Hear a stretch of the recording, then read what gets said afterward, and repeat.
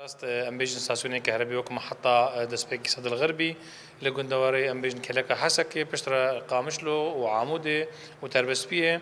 براسيجي اف ريش يعني تام الجهه استراتيجيكت يعني جدربي ام بيجن بشك استراتيجيه المحطه بخوجي جهين تام ام بيجن ايجو تعميراوي زحمته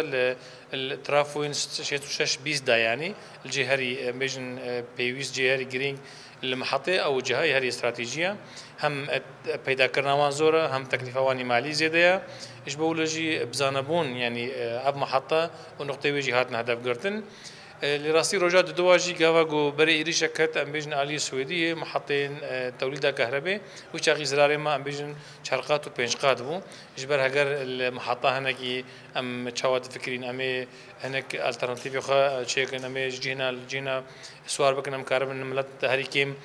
خطين آفي خطين آشا خطين هن أم بيجن نخوش خانة بيدا بكن فرنينان تشتولو اما وكو بلاني خود داتاني رجع دويجي إيريش بير جرانتر بو جبولوجي باري مهين جرانتر بويا وحتى هاجي ام دروشا ام بيجن تشتي بوي ام تقييم بكن ام بنرن هجمارة زراري شقاسة ام كارن عجبا يعني محطات توليدي برنامج جرنجا وغير كار ام حتى هاجي دوي تشارشوفي دا كاردكن